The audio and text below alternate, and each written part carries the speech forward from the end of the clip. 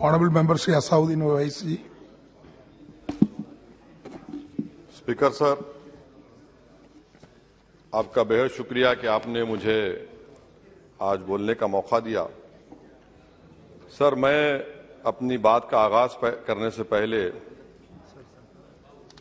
एक शेर पढ़ना चाहूंगा जिससे जम्मू कश्मीर की आवाम के उनके जज्बात और उनकी तकालीफ की अक्कासी इस ऐवान में हो सकेगी।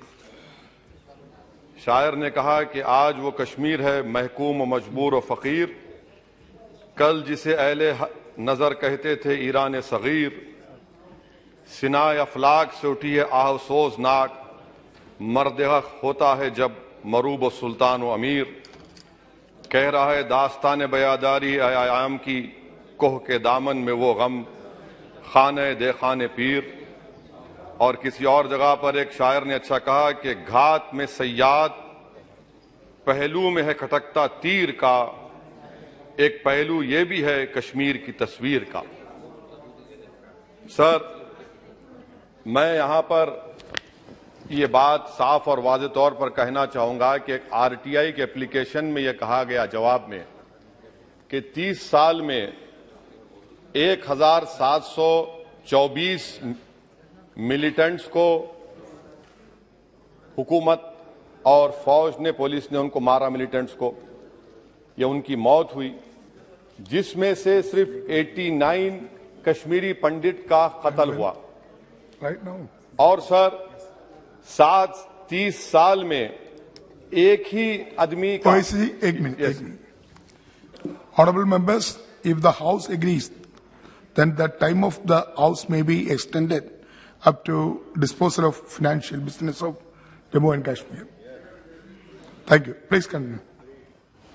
और सर, हैरत की बात यह है कि कश्मीरी पंडित के ताल्लुक से बड़े गम और आंसू बहाए जाते हैं, मगर 30 साल में एक ही आदमी को कोर्ट ने उसको सजा दी।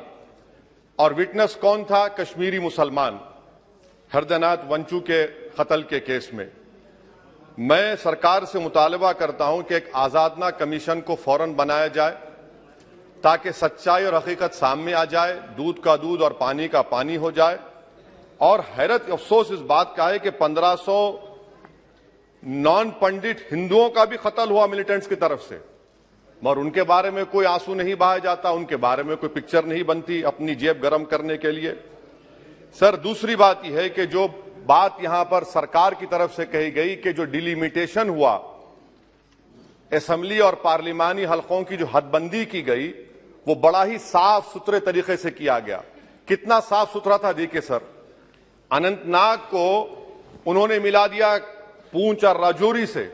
इतना साफ सुथरा था कि साउथ कश्मीर एक ऐसा इलाका है जो कंप्लीट एथनिकली कश्मीरी है, वहां से आप उसको मिला दिए पूंछ और राजौरी में। अगर दिसंबर में इंतखाबात होंगे तो मुगल रोड तो बंद होगी, तो किसी को आना है तो डोडा, उधमपुर, जम्मू, पूंछ से उसको आना पड़ेगा। कितने डिस्ट्रिक्ट क्रॉस करेंगे? ये आपका साफ सुथरा मुजाहरा है।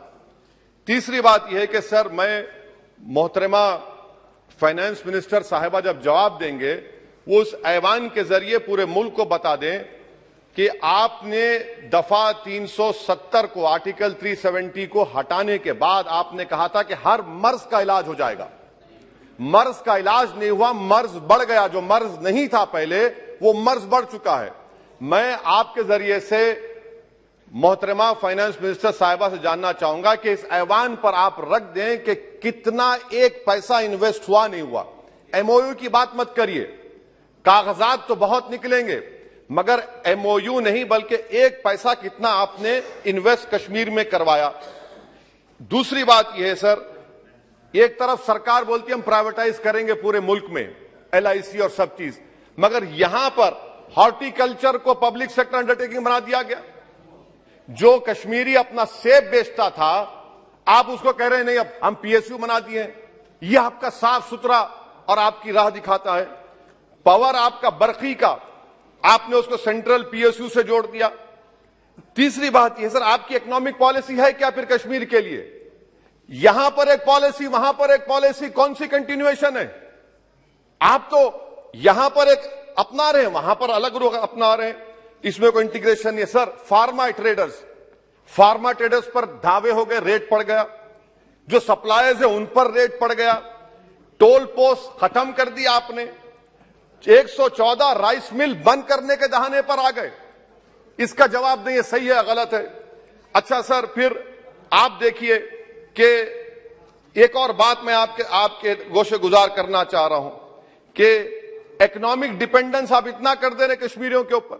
यानी आप कल ये बताएंगे, मैं खत्म कर रहा हूं सर, कल आप ये बताएंगे कि नहीं नहीं हमने तो इतना पैसा दिया था। सर, कि आप ये इकोनॉमिक पॉलिसी क्या है आपकी? और अनएम्प्लॉयमेंट कितना है सर कश्मीर में आज? अनएम्प्लॉयमेंट सर आज कश्मीर में 7.2% है।